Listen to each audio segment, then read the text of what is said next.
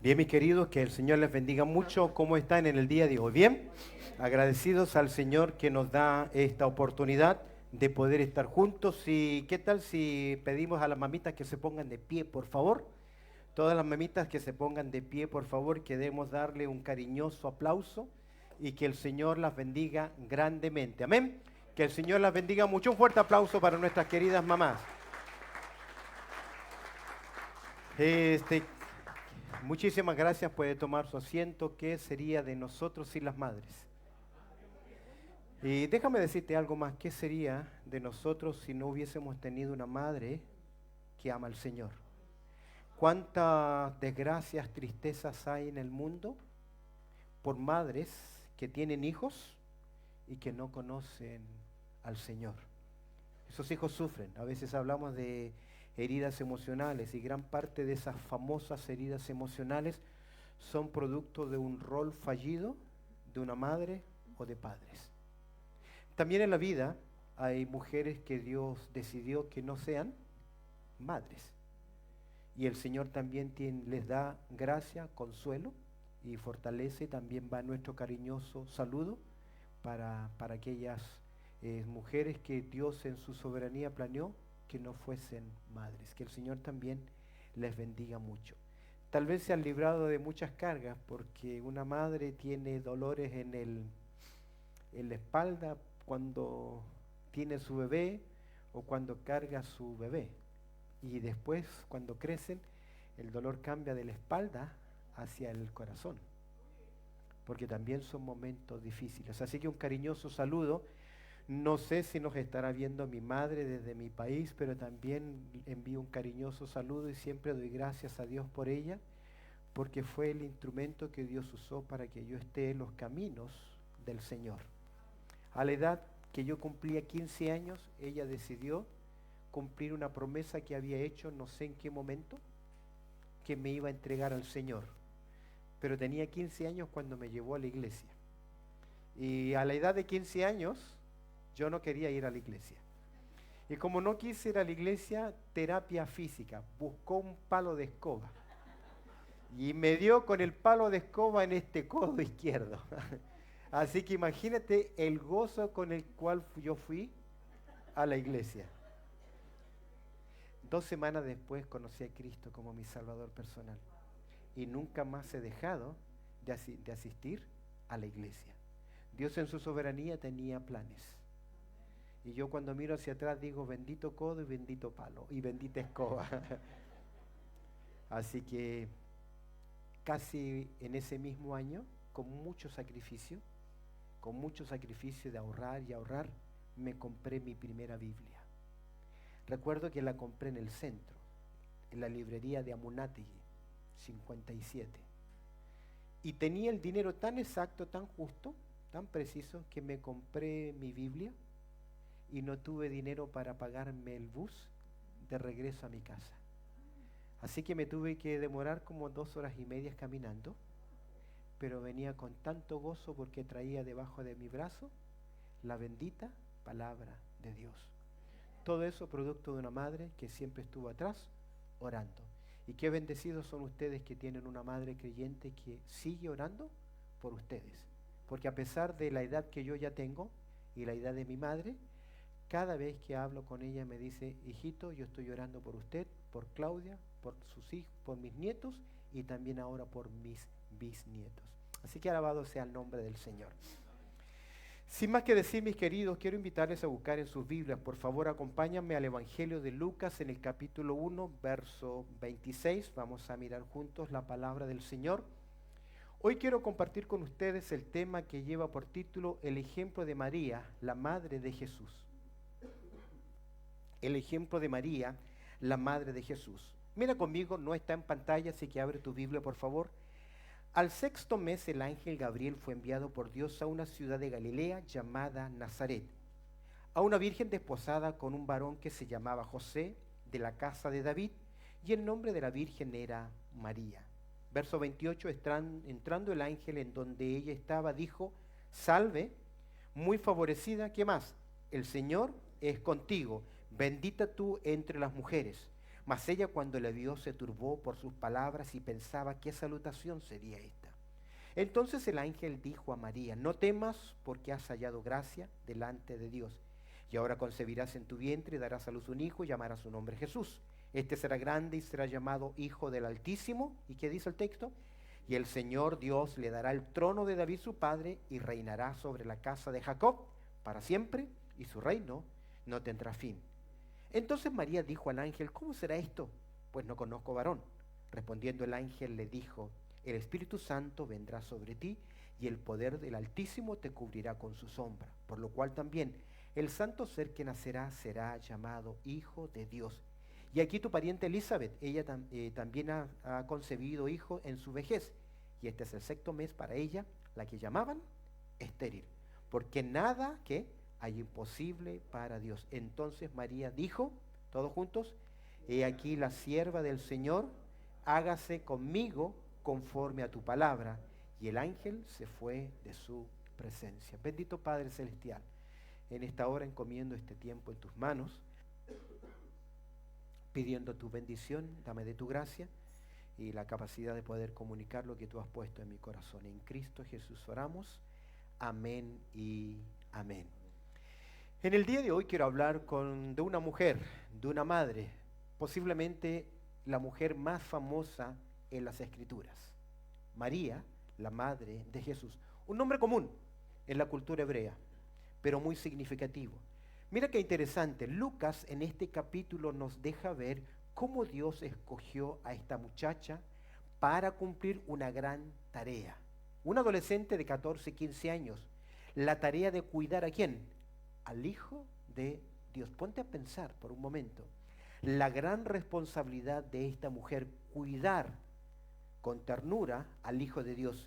Y vemos ahí su sumisión, porque ella aceptó los planes de Dios a pesar de las circunstancias que ella pudiese enfrentar. Tú sabes, Jesús fue llamado hijo de fornicación. Se dudó siempre, se cuestionó la integridad y pureza de María. Si bien es cierto, esta es una porción que normalmente la utilizamos en el periodo de Navidad, permíteme compartir contigo que veamos juntos algunos ejemplos del carácter de esta mujer, madre, María, mujer y madre de nuestro Señor Jesucristo. ¿Qué podemos observar en este pasaje acerca del ejemplo de esta mujer? Lo primero que vamos a ver es situarnos en el contexto de María. En primer lugar, quiero que observemos la situación de María. ¿Qué dice el texto? Al observar el verso 26, lo primero que aparece es un contenido de fecha. Al 6º mes, el ángel Gabriel fue enviado por Dios a una ciudad de Galilea llamada como Nazaret. Lo primero que el escritor Lucas nos acentúa es en el tiempo, y esto es importante porque la Biblia no es escrita en un vacío histórico. A diferencia de otras literaturas religiosas que hablan de eventos, de lugares y acontecimientos sin poder ser evidenciados por la arqueología o por alguna ciencia, las escrituras son claras. Dice al 6º mes. ¿6º mes de qué? No de su embarazo, porque recién se le va a decir que va a estar embarazada, ¿no? Ya no tiene 6 meses, sino que el ángel ya fue enviado 6 meses antes a un sacerdote llamado Zacarías, que es padre de ¿quién? Juan el Bautista o Juan el Bautizador, a 6 meses de ese interesante momento. Dice el texto que fue enviado el ángel Gabriel. Cuando el ángel aparece al sacerdote Zacarías, Dios rompe su silencio de aproximadamente 400 años. Desde el profeta Malaquías, último en la profecía antiguo testamentaria, hasta Zacarías, Dios guardó silencio por la pecaminosidad de la nación de Israel. A pesar de que Dios dice en su palabra que nunca va a faltar su testimonio, disciplinariamente, Dios guardó silencio. Y su silencio se rompe ¿con quién? Con el mensaje de Gabriel. Aquí encontramos que Gabriel fue enviado por Dios, es decir, que tiene una misión específica. De hecho, no hay ángel de Dios que haga algo sin que esté bajo el comando o el mandato del Señor. porque ellos son espíritus que obedecen a la voz del Señor, espíritus ministradores. De hecho, nosotros tenemos mucho que aprender ¿de quién? De los ángeles. En la Biblia, no todos los ángeles tienen nombre, solamente conocemos 2 o 3. ¿Qué son? Miguel, Gabriel. Sí, ¿qué otro nombre? Lucero. No hay más, no tenemos nada más. Hay otros nombrecitos que no están en las escrituras. Ahora, los ángeles fueron creados por rangos de funciones. Hay querubines, serafines y hay ángeles que ministran desde el trono. Y Gabriel ministra desde el trono porque es enviado con un mensaje. ¿Dónde fue enviado? Vemos en primer lugar la situación de María. ¿Fue enviado a dónde? A una ciudad de Galilea llamada Nazaret. Que es interesante que esta era una ciudad de muy poco relieve social o de importancia. De hecho, Natanael, Juan capítulo 1, verso 46, ¿qué dijo? ¿De Nazaret puede salir algo bueno? ¿Por qué? Porque era socialmente una especie de gueto, un lugar, un suburbio que de no muy buena reputación. Está equivocado es Natanael, porque Jonás era de este sector. Y ya sabemos quién es. Jonás, un profeta rebelde, pero es un profeta de Dios. ¿Te das cuenta los estigmas que hay? Nos clasificamos por lugares, por sectores, a una ciudad de Galilea llamada Nazaret. Y observa el verso 27, lo importante que es esto. Fue enviado a un lugar específico, ¿a dónde? A una virgen desposada con un varón que se llamaba José, de la casa de David. Y el nombre de la virgen era María. 2 veces el escritor Lucas describe la condición de María. Ella está desposada. Es decir, que legalmente ella está casada. Ahora, la gran diferencia con nosotros es que los matrimonios orientales contaban de por lo menos 3 etapas. El compromiso de los padres, luego el desposorio donde legalmente ya estaban casados, pero no convivían sexualmente hasta cumplido un año, y en el año, al fin de ese año, venía la presentación, donde el esposo venía a buscar a la esposa para llevársela a su tálamo, a su habitación o a la casa que él había preparado. Y esto es interesante porque cuando hablamos a veces de escatología, Dios utilizó la escatología para hablar acerca de la iglesia. Dijo Jesús, voy pues ¿a qué? A preparar lugar. Y Pablo nos enseña que la iglesia ya está entregada ¿a quién? A Cristo. Y por eso que él exhorta a que sea una mujer o una iglesia fiel a su amado esposo. Y en esa etapa de desposorio, ella preparaba su vestido de boda para el día que la viniera a buscar su esposo, y él debía preparar el lugar donde iban a habitar, donde vivir juntos. ¿Recuerdas en el Cantar de los Cantares, puso una bandera sobre mí que es amor? Eso tiene que ver con la preparación del tálamo y la convivencia matrimonial. En ese estado, que no convivían sexualmente, esta muchacha va a recibir un mensaje. Me llama mucho la atención que comienza el verso 27 hablando de su castidad y su pureza. ¿Cómo se le describe? ¿A una qué? Virgen. Se refiere a una persona que no ha tenido relaciones sexuales. El texto, tanto de Mateo, de Lucas, es enfático. Es decir, no hay aquí equívoco alguno. De las 14 veces que aparece esta palabra en el Nuevo Testamento, 5 de ellas es para describir la condición de pureza de esta muchachita, de María. Me llamó mucho la atención que 3 veces se traduce en el Nuevo Testamento la palabra doncella, donde el término doncella significa una muchachita joven, pero la connotación siempre es que a pesar de que puede ser sexualmente productiva, no es sexualmente activa. ¿Lo tiene? Por eso algunos cuestionaron Isaías 7, la Nueva Versión Internacional, que también utiliza el término doncella y dice, oh, le erró. No, es que culturalmente doncella también significa una muchachita de 14, 15 años que está en estado de poder tener hijos, pero que nunca ha tenido intimidad sexual, despojada con un varón que se llamaba José. Y agrega algo interesante, ¿de dónde eran? De la casa de David. ¿Por qué es importante? Porque María es descendiente de David. Y hay una promesa de por medio que un descendiente, que es el Mesías Rey o el hijo de David, se sentaría en su trono, y Jesús tiene derecho doble, tanto por el lado de José, que lo adopta, y por el lado de María, que a través de otra línea genealógica también es hija de David. De la casa de David, el nombre de la Virgen era María. De esta forma se dan cumplimiento en primer lugar a lo que Dios profetizó. He aquí que la Virgen concebirá. Y los escritores del Nuevo Testamento son claros y enfáticos en decir que se cumplió literalmente esa promesa. Y en segundo lugar es muy importante porque al no haber concepción física, intimidad sexual con José, lo que nace en el interior de María es santo, porque no recibe, ¿qué cosa? De su padre. ¿Qué no recibe? Naturaleza pecaminosa. Por lo tanto, se cumplen las escrituras que al que no conoció pecado. No es que sexo es pecado, pero en la unión y en la gestación se transmite la naturaleza pecaminosa de descendencia en descendencia. Por eso David dice en el Salmo 51, en pecado me concibió mi madre. Aquí encontramos entonces el cambio de una muchachita, de una doncella, 14, 15 años, muy, muy jovencita. Pero déjame decirte algo, en la cultura hebrea siempre se preparaba a la mujer para cumplir con su rol. Y no habían fracasos. ¿Sabe por qué? Porque seguían el diseño divino, cumplir con el rol matrimonial. ¿Cuándo hay conflictos? Cuando los roles se intercambian. Y eso no tiene que ver con quién es más importante, menos importante. Tiene que ver con un orden que Dios ha establecido. Permíteme señalar tres cositas. Tres cositas que quiero señalar acá. El cambio en la vida de una mujer a ser madre.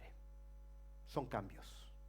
Son cambios muy importantes. Ya una mujer ya no puede seguir con el mismo ritmo de vida que tenía antes, porque ahora tiene que una gran responsabilidad. Pero en nuestra sociedad el lugar más peligroso para un bebé, ¿sabes dónde está? En el interior, en el vientre de su propia madre. Hoy por hoy es el lugar más peligroso que hay. Pero hay un cambio porque hay una responsabilidad. Segundo lugar, presta atención, no toda mujer será madre. Esto está en la soberanía de Dios. Recuerdo, en mi país, cuando comencé mi iglesia en Chile, comencé con muchos jóvenes y la mayoría de ellos los casé y comenzaron a crecer y pasaron 5 años y varios años. Y algunos de ellos no tenían hijos. Y no falta la persona imprudente que siempre está insistiendo en qué. ¿Y cuándo van a tener hijos? ¿Y cuándo van a tener hijos? Cuando tú no sabes la realidad de algunas parejas. Tenía en mi país, en Chile, un matrimonio que intentaban tener hijos y no podían. Entonces la pregunta imprudente de esa persona constante, de una congregación constante, ¿qué producía? ¿Qué producían ellos? Un daño. Porque Dios no les dio. Ahora, Dios fue en su soberanía, les concedió finalmente la oportunidad de tener un hijo, pero el hijo no parece que fuera hijo de ellos. Pero eso está dentro de la soberanía. Le digo esto para que usted tenga prudencia. Porque a veces tenemos matrimonios jóvenes que planean no tener hijos o por la soberanía de Dios no pueden hacerlo. Y tus preguntas, en vez de ser una bendición, ¿qué te producen? Una mortificación. Ahora, para quienes no lo son, no pueden, no van a tener hijos, Dios les da otra gracia y otra oportunidad de ¿qué? De servicio para su gloria. Deben encontrar ese medio. Cierro esas implicaciones con el primer punto. Observa conmigo en segundo lugar, mirando el ejemplo de María. Hemos visto la situación de María. Observemos ahora la sorpresa de María. ¿Cuál es la sorpresa de María? Dice el verso 28. Ya sabemos que fue enviado este mensajero especial, dice el verso 28, y entrando el ángel donde ella estaba, no sabemos cuál es el lugar. Déjame decirte algo, no hay nada que indique que estos ángeles tienen alas, pero cada vez que vemos nosotros este cuadro, siempre vemos a un ángel ¿con qué? Con alas. Solo sabemos que querubines y serafines tienen alas. ¿Para qué las tienen? No lo sé. ¿Será para transportarse? No lo creo. No necesitan volar.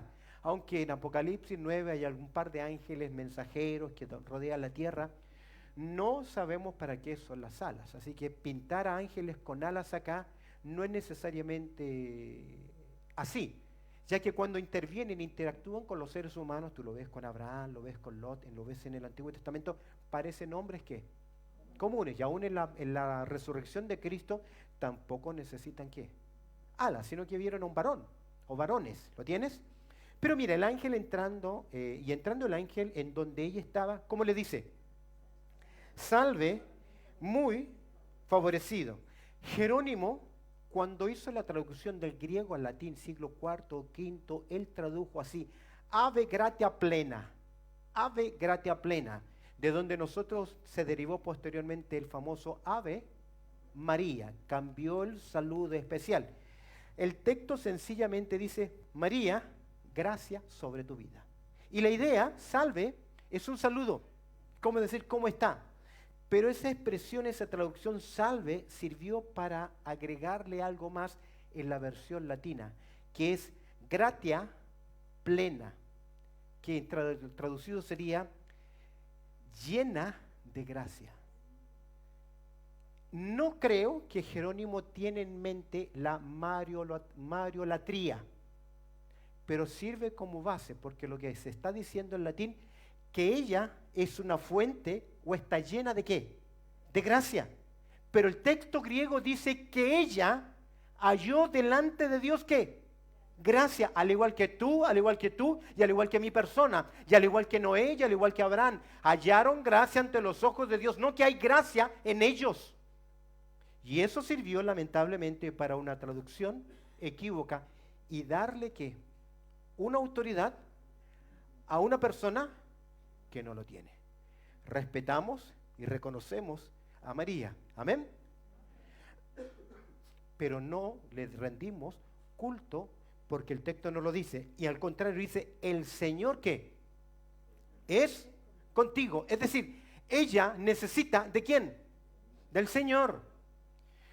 Encontramos que cuando que muchos enseñan que hay que pedir a María, que intercede, que cuando se hace la ascensión de María, finalmente, ella ahora está en autoridad de ser la representante nuestra delante de Dios. Mientras que María dijo: haced todo lo que Él os dijere. Si hay un consejo de seguir a María, es que María dice: debemos obedecer ¿a quién? Tú lo encuentras en Juan capítulo 2. Y en Hechos capítulo 1, cuando la iglesia ora, no le oran a María. En Hechos capítulo 1, María es una de las personas que también está orando a Dios. El Señor es contigo, bendita tú entre las mujeres, no sobre las mujeres. ¿Nota la diferencia? Entre las mujeres. ¿Por qué ella dice, por qué bendita tú entre las mujeres? Si tú miras el verso 48, ya reconoce su humildad. Que me has mirado con humildad, reconociendo su condición baja en pobreza, aún en su propia pecaminosidad. Porque María es una pecadora como lo somos quienes. Todos nosotros. Dice el verso 29, mas ella, cuando le vio, ¿qué ocurrió? Se turbó porque recibe un saludo, la gracia de Dios sea sobre tu vida. Y ella se sorprende. Y la pregunta es, ¿por qué? ¿Por qué halló gracia? ¿Por qué tú hallaste gracia delante de Dios? ¿Por qué tú eres salvo? ¿Por qué? ¿Por qué? ¿Ah? Porque sí, Dios se dio cuenta que yo iba a ser un buen cantante, o buen creyente, o buen predicador. Nada. Porque Dios tuvo de ti, ¿qué cosa? Misericordia. Nunca lo olvides. Si usted está acá es por la gracia de Dios. Usted no merece estar acá, usted merece ir rumbo al infierno, pero Dios tuvo gracia y misericordia de su vida. Así que ten cuidado con creerte algo que no eres, porque todo lo que tenemos lo hemos recibido de gracia. Mas ella, cuando le vio, se turbó por sus palabras y pensaba que, ¿por qué me saluda de esta forma? ¿Qué estará pensando esta muchacha? ¿Conocía ella la profecía? Toda muchachita lo conocía, porque es parte vital de la cultura hebrea. Entonces la pregunta es, ¿quién podía ser? Y ella se confunde. ¿Pudiese ser qué? ¿Ella? ¿Pudiese ser ella? Mira, quiero que observes cómo ella entiende su salvación. Y en tercer lugar, quiero que observes no simplemente la situación de María o la sorpresa de María, sino quiero que observes conmigo la salvación de María. Cómo ella fue salva. ¿Cómo llegó a ser salva María? Escúcheme bien. La salvación, Antiguo y Nuevo Testamento, en el Antiguo Pacto y en el Nuevo Pacto, siempre es por gracia. Siempre es por fe. Siempre es por oír o responder al llamado de la palabra de Dios. No hay más. Siempre es por gracia, siempre es por fe y siempre es por un sustituto. Adán y Eva fueron salvos porque creyeron a la promesa. Y Dios proveyó para ellos vistiendo su desnudez. Ellos respondieron en obediencia. Si tú observas conmigo en el verso 30, verás que María fue salva por la gracia de Dios. Entonces el ángel le dijo, María, no temas, ¿por qué? ¿Por qué? Has hallado gracia delante de Dios. ¿Qué es gracia? ¿Es un favor? No merecido. Que usted ni yo no merecemos. ¿Por qué soy salvo? Por la gracia del Señor. Los teólogos tratarán de explicar por su presencia y por muchas otras cosas, queridos. Si no fuese por el acto de la gracia de Dios, usted no sería salvo. Ahora, pero si usted entiende que es salvo por la gracia de Dios, ¿cómo debe vivir? ¿Cómo debe conducirse? ¿Con agradecimiento o con soberbia? Imagínate que te damos algo, o tu padre o alguien te da un regalo tan especial y tú lo maltratas, lo descuidas. ¿Cómo se siente el que te lo dio? Ahora, no estamos hablando de un juguete, de un objeto, estamos hablando de la vida eterna. ¿Qué estás haciendo? Por eso Pablo dice que por precio fuisteis comprado. Glorificad pues a Dios con vuestro cuerpo. ¿Qué hace usted ahora con su cuerpo, con su vida? Si usted entiende la gracia de Dios, quien no entiende la gracia de Dios, le da lo mismo. Pero María entendió la gracia de Dios, porque por gracia sois salvos por medio de la fe. ¿Cómo fue salva María? Por gracia. En segundo lugar, ¿cómo fue salva María? Por la palabra de Dios. Observa el verso 38.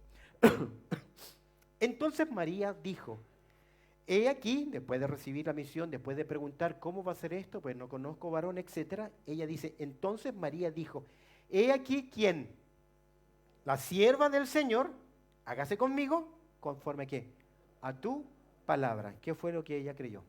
¿Creyó a qué? A la palabra. Ahora, ¿qué dice Romanos 10:17? Que la fe viene por él y el oír ¿qué?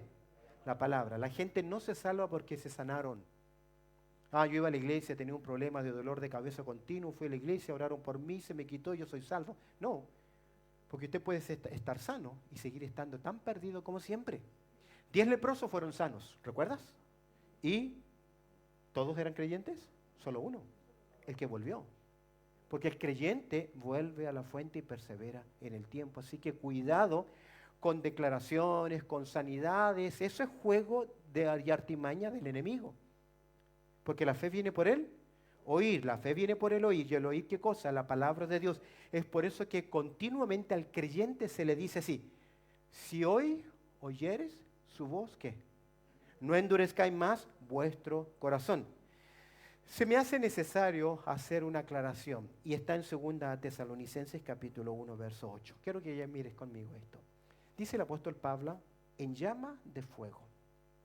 Fuego ahí describe juicio. En llama de fuego para dar, ¿qué cosa? Retribución o castigo. ¿A quiénes? A los que primero no conocieron a Dios. Y en segundo lugar, ni obedecen al evangelio de nuestro Señor Jesucristo. Mira qué interesante. No conocen a Dios y en segundo lugar, no obedecen al evangelio. ¿Has obedecido el evangelio? Si no has recibido a Cristo como tu Salvador personal, si no te has arrepentido, estás delante de Dios en desobediencia. No puedes llamarte hijo o hija de Dios. Ni siquiera sirven tus oraciones. Porque no tienes comunión con Dios. Aunque usted repita el Padre Nuestro a la muerte, si no es un hijo, una hija de Dios, ¿qué? Usted está perdido, está perdida. Es por eso que María fue salva por gracia. María fue salva por la palabra de Dios y María fue salva por fe. ¿Qué es fe? ¿Qué es fe? Sí, pero es muy teológico. ¿Qué es fe? No me cite Hebreos 11:1. ¿Qué es fe? No me recite Hebreos 11:1. ¿Qué es fe? ¿Qué es fe? Creer. Fe es creer, depositar la confianza. Ahora, ¿qué confianza? En Cristo como mi Señor. Porque mucha gente, sí, yo lo reconozco como mi Salvador, pero su voluntad no la ha rendido al Señor. No es salvo. Ya que confesar es con tu boca, ¿qué cosa? Que Jesús es Él. Así que cuidado con el decisionismo. Ah, no, yo ya hice la oración, yo repetí la oración. Mi querido, Jesús dice, ¿por qué me llamáis Señor y no hacéis lo que yo os pido? La evidencia que ha pasado de muerte a vida es que la salvación es por gracia. La salvación es por la palabra de Dios y yo respondo en fe. Y cuando yo respondo en fe, mi vida ¿qué? Cambia por la obra del Espíritu Santo y estoy capacitado para oír la voz de Dios y seguir a quién. A mi pastor. Y aquí está la evidencia. Si tú eres incapaz de obedecer al Señor, seguir, congregarte, crecer en tu vida, no puedes llamarte un hijo, una hija de Dios. Eso es tajante. ¿Por qué? Porque las Escrituras así lo son. Estaban con nosotros, pero se fueron. ¿Qué evidencian? Que no eran. Y dice el verso 45, por su fe, y bienaventurada, ¿qué dice? La que creyó. Dale. Por su fe, y bienaventurada, ¿quién? La que creyó. María tuvo que depositar su confianza en las promesas de la palabra de Dios, al igual que tú y al igual que yo. Por lo tanto, no podemos ¿qué? Elevar su condición. María fue salva por la gracia de Dios, por la palabra de Dios, porque ella respondió con fe.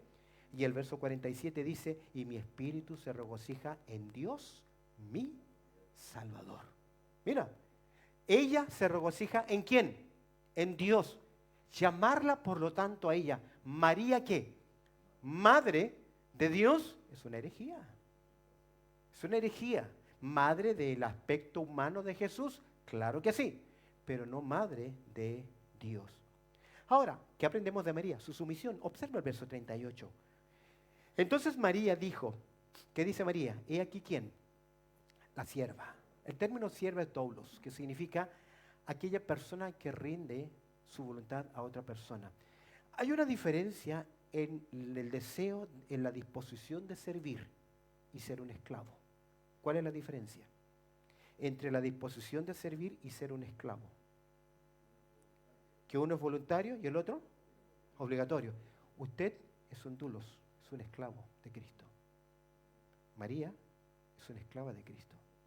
No tiene derecho a ¿qué? A decir no.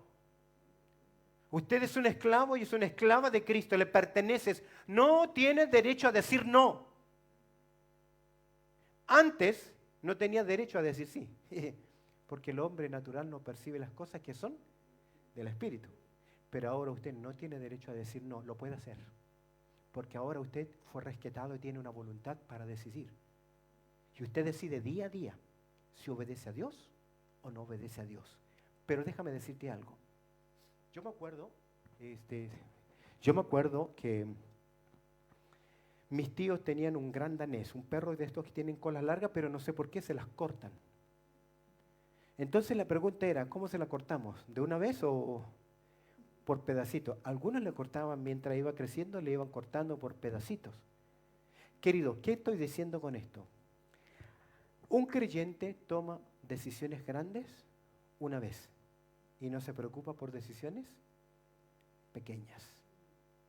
Cuando usted es de Cristo y entiende la gracia, decide sencillamente que obedecer a Cristo. Una decisión grande y no estar queriendo, ¿será que Dios quiere que yo haga esto o aquello? Usted decide una vez, ¿qué cosa? Hacer la voluntad de Dios. Ahora, como no siempre lo sabemos, ¿dónde debemos ir? Y cuando te encuentres con las Escrituras y tu Dios te dice, tienes que hacer esto, ¿qué debe hacer? Obedecer. ¿Por qué? Porque ya tomó. Pero cuando te acostumbras a no hacerlo, aún en las pequeñas cosas te va a hacer ¿qué? Difícil decidir. Decida seguir a Cristo y se acabó. Entonces María, ¿qué dijo? He aquí la sierva del Señor, hágase conmigo conforme a tu palabra. Y el ángel se fue de su presencia. Pero con esa disposición, permíteme mostrar lo que entregó María. María entregó en primer lugar su cuerpo. Amén. porque iba a ser el instrumento del nacimiento del Hijo. Entregó también su corazón, porque puso su corazón. Tuvo que entregar también, ¿sabes qué cosa? Su criatura. Porque tempranamente, y lo vamos a mirar, se le dice, una espada traspasará tu alma o tu corazón. Ella iba a sufrir con su criatura. Y ella entregó a Dios su carrera. Todo su futuro estuvo ¿en quién? En las manos del Señor. Y yo creo que toda mujer debe tomar este mismo ejemplo. Aunque no tenga una criatura, entregar su carrera, su vida, su futuro, sus decisiones delante del Señor. ¿Sabes por qué? Salmo 31:15. Porque en las manos del Señor están nuestros tiempos. Quiero cerrar, hemos visto el ejemplo de María o la situación de María, la sorpresa, la salvación de María, la sumisión. Quiero que observes en el capítulo 2, verso 35, que Lucas hace este comentario, y quiero que veamos acá el sufrimiento de María, porque si bien es cierto, ella va a tener una tremenda bendición, ser el instrumento y el cumplimiento de la profecía, pero siempre hay un precio que pagar. Siempre hay un precio que pagar. Siempre. Y uno debe estar consciente de esto. Y quiero que mires el sufrimiento de María. Y una espada, que dice Lucas, traspasará tu alma para que sean revelados los pensamientos de muchos corazones. Muchos corazones porque algunos estarían con Jesús y otros estarían en contra de Jesús. No hay término medio. No hay término medio. O usted está con Jesús o está ¿qué? En contra. No hay más. No hay gente neutra. Porque el que no conoce a Cristo es enemigo de Dios. No hay más. No hay gente en medio. No hay cuasi. No hay terreno, ¿cómo le llaman? Terreno neutral. O usted es de Cristo o usted está en contra de Cristo. No hay más. Escúcheme bien. Si usted no ha recibido a Cristo como su Salvador personal, usted está en contra de Él. No hay más. El que no es conmigo, contra mí es. Ahora, esta es la nota negativa del comentario de Lucas. Su primera nota negativa en su narrativa, en el Evangelio de Lucas. Y se ve poco a poco en el ministerio de Jesús. Porque tú crees que no le dolió a María y José, se les pierde Jesús, ¿recuerdas? ¿Dónde se les perdió Jesús y a qué edad? En el templo, ¿a qué edad? A los 12 años. ¿Cómo es que después de 3 días se dan cuenta que no venía el hijo con ellos? Una mamá se debe dar cuenta que enseguida. Lo que pasa es que en la cultura hebrea ya ese niño que era pequeñito volvía como un adulto. Entonces ya como adulto comienza a desprenderse de ¿qué? Entonces volvía en la caravana donde iban todos los adultos, todos petizos, todos niños, pero ya tenían 12 años, culturalmente ya eran ¿qué? Adultos. Entonces los padres confiados que iban en esa caravana, cuando van a buscarlos, ¿qué? Se dan cuenta que no está. Cuando se encuentran con Jesús y les van a reprender, ¿qué has hecho? ¿Qué le dice Jesús? Primera vez, momento, en los negocios de mi padre me conviene. Oh, eso fue fuerte. Porque María, ¿qué tiene que entender? ¿Qué tiene que entender ella? Que ella ya pasa, ¿a qué? A un segundo plano. María viene, necesitan vino, Jesús. Hay problemas. Juan capítulo 2, ¿sabe qué le dice Jesús en su primer milagro? ¿Qué tienes conmigo, mujer? En otras palabras, ¿por qué te metes? Una respuesta así, ¿qué produjo? ¿Qué produjo? Dolor al corazón. En una ocasión Jesús está enseñando y vienen su madre y sus hermanos a buscar a Jesús y le dicen, mira Jesús, te buscan afuera, tu madre y tus hermanos. ¿Y qué dice Jesús? ¿Quién es mi madre? ¿Y quiénes son mis hermanos? ¿No son todos estos? Están negando a la familia. Duro. Pero creo que la dureza más grande, ¿cuál es? Cuando María ve que su hijo está colgado en una cruz. Eso tiene que haber partido el corazón de María. Porque ella sabía quién era ese niño. Pero a pesar de que sabía quién era, seguía siendo ¿qué? Su hijo. Madres, a veces sufren, o padres, a veces sufrimos. Mira conmigo. Por las malas acciones de nuestros hijos. Sufrimos. Dice Proverbios 17:25, el hijo necio es pesadumbre de su padre y amargura a la que le dio a luz. Suele ocurrir a veces que las acciones de nuestros hijos día a día comienzan a producir ¿qué? Aquel que le dimos todo nuestro amor, toda nuestra atención, todo nuestro cariño, parece que no le importa y hace lo que quiere. ¿Qué produce en el alma? ¿Qué produce? Dolor. Pero ese dolor va a existir siempre, porque es ley de vida. Nuestros hijos tienen que crecer y salir. Si no salen, no crecen. No simplemente por sus malas acciones, sino también por sus malas decisiones. Uno sabe más por viejo que por otra cosa. Nuestros hijos podrán ser intelectualmente muy inteligentes y tener muchas carreras, pero no tienen experiencia en la vida. Y nosotros ya venimos ¿de qué? De regreso. La sabemos. Aunque nuestros hijos sepan muchas cosas, nosotros sabemos leer como padre a la gente, sabemos interpretar y sabemos lo que ocurre. Un adulto sabe lo que es el morbo, lo que es la incitación, la excitación. Pero muchachitos no siempre lo saben y se entregan. Y vienen las consecuencias. Lo triste es cuando tengas esa pregunta. Tu hijo, tu hija te pregunten sobre esa intimidad. ¿Qué le vas a decir? ¿Que fuiste igual? Casi ya no tienes derecho a decir, a poner bandera y decir no. Porque tú también hiciste lo mismo o peor. Por eso es mejor cuidarse antes. Pero ahí está. Pero sus decisiones. En el caso de Isaac y Rebeca, su hijo mayor tomó malas decisiones. Se casó con dos mujeres a la vez. Dice el texto, voy a leerles en Génesis capítulo 26, verso 34. Dice, cuando Esaú era de 40 años, tomó por mujer a Judith, hija de Beerí, Eteo, y a Besamat, hija de Elón, Eteo. Dice el verso 35 de Génesis 26. Y fueron amargura de espíritu para Isaac y para Rebeca. A veces nuestros hijos parten nuestras almas por sus malas decisiones.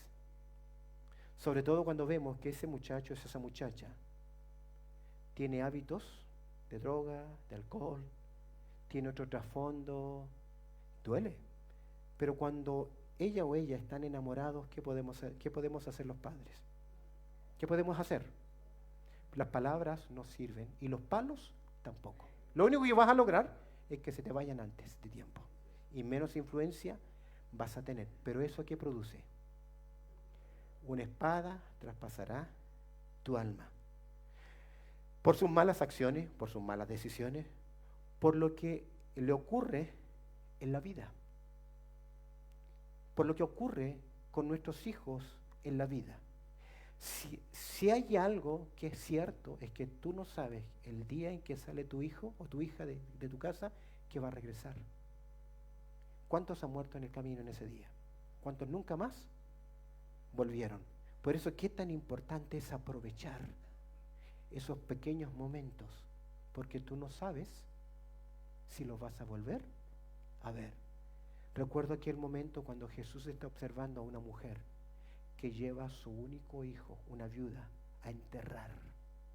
Ya viene con el duelo de la viudez y ahora tiene que enterrar ¿a quién? A su hijo. ¡Qué dolor más grande! ¿Recuerdas cómo pidió que fuese llamada Noemí? Llamadme como Mara. ¿Por qué? Porque ella perdió a su esposo y perdió ¿a quién? A sus dos hijos.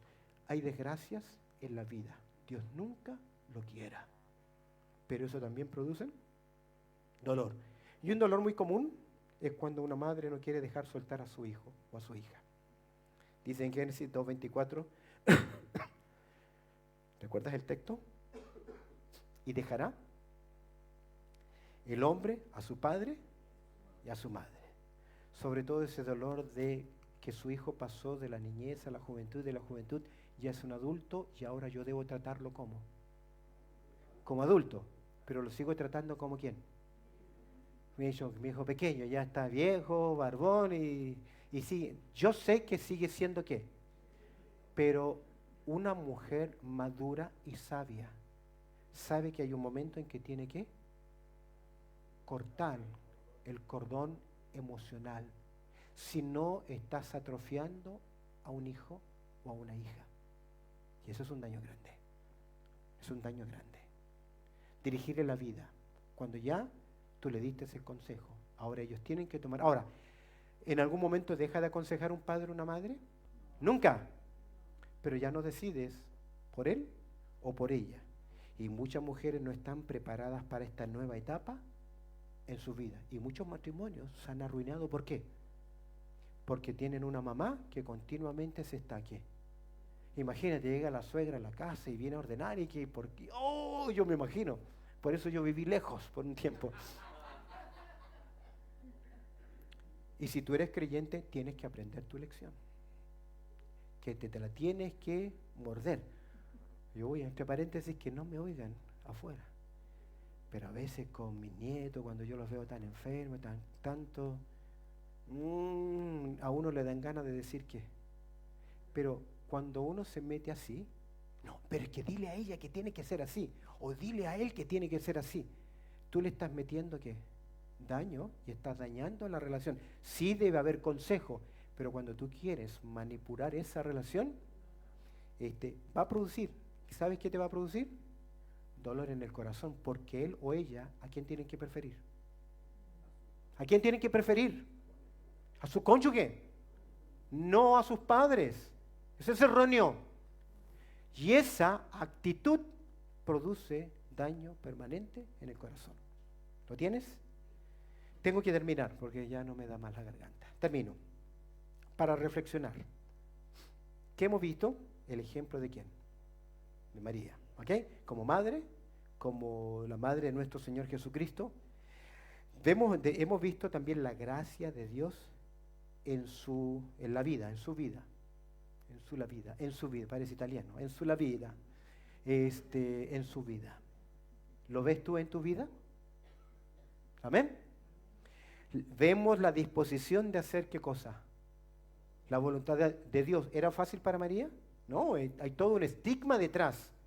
Y no es tontita la muchacha. Dice, ¿cómo voy a dar a luz si yo no conozco qué? Varón, se la sabe. Pero también ella iba a entender que el dolor iba a ser qué? Parte de su vida. Y ser padres es también tener dolor en el corazón. Vemos el reconocimiento bíblico que se le debe dar a quién? A María. No siempre escuchamos un mensaje de María, ¿no es cierto? Nosotros, los evangélicos, como que dejamos a María a un lado para no meternos en problemas. Y por último, el reconocimiento que debemos dar a quién? A toda madre. Porque es un trabajo difícil y es un trabajo de toda la vida, con etapas que son diferentes. Y qué importante que es. Qué importante tu huella en la vida de tus hijos. Ojalá que tu huella sea buena y no mala. Porque la última palabra de un hombre al morir, ¿sabes cuál es?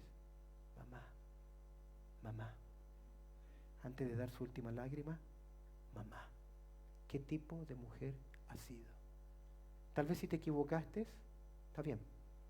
Pero hoy puedes producir un cambio en tu vida que dé gloria al Señor. Bendito Padre Celestial.